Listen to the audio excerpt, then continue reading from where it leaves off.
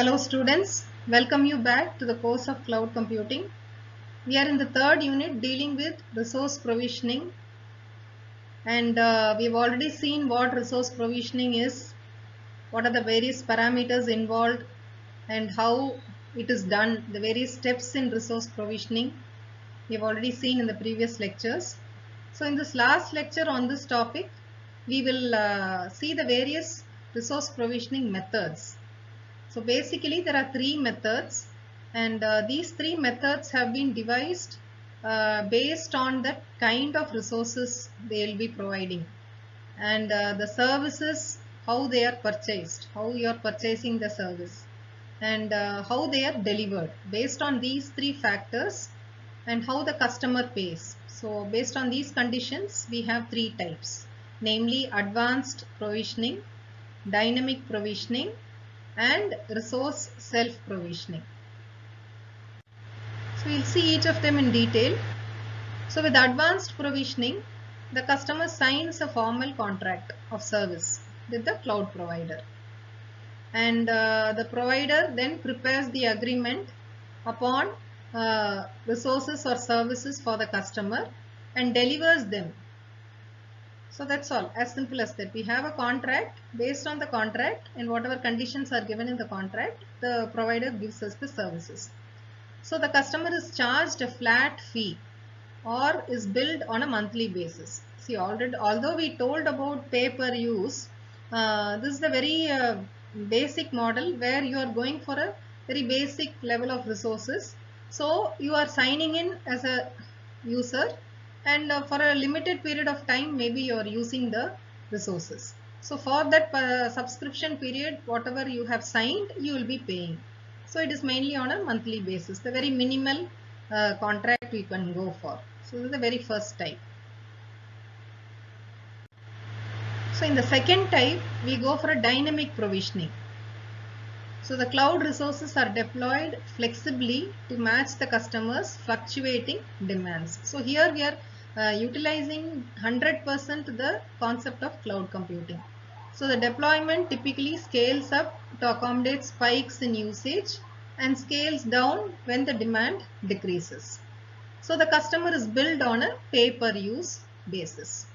Okay.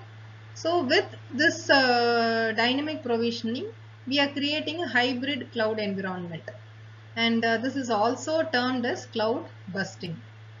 So as you can see in the diagram, in traditional computing model, so we have shown a graph here. Capacity is this red line, and demand can be moving up and down, up and down. So when the demand is crossing the capacity, we will have a deficit. So that is what is shown in the other two graphs.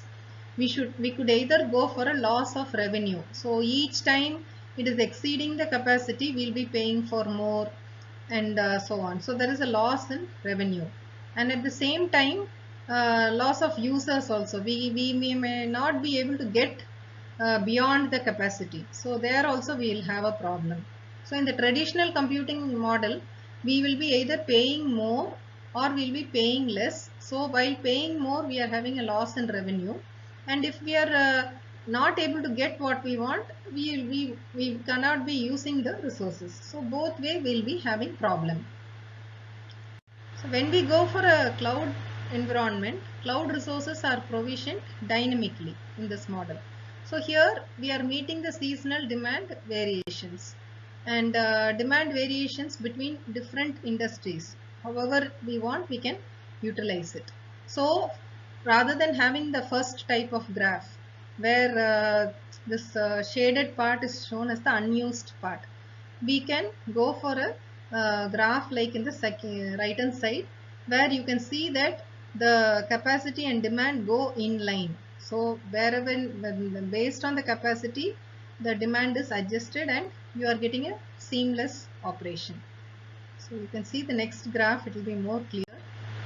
So you can see that it is going for a lightweight elasticity. So provisioning on demand and not for peak optimized operating cost. So here in traditional infrastructures, unused resources will be there. But when we go for the deployment in the cloud, we are going along with the capacity demand. So the unused resources or loss in revenue, all this is avoided. So coming to the third or final type, you are having a user self-provisioning, also called as cloud self-service. The customer buys resources from the cloud provider through a web interface or portal. So this usually involves creating a user account and paying for resources with the credit card. So you have something like a intermediary person, but here it is not a person, it is actually a web interface. So examples for this are employee purchasing cloud-based productivity applications like Microsoft 365 Suite or Google Apps for business. So all this is available. So users are there. There is somebody in between who will be providing the subscription for these applications. And once I pay for these resources with my credit card, I am given access to these cloud resources. So this completes our discussion on cloud resource provisioning methods. So it includes what the cloud provisioning resources are, what is how do you access it, what is the definition for resource provisioning, what are the parameters that we are looking for, and we have also seen the steps in resource provisioning, and finally we have seen the 3 types of resource provisioning. Thank you, students.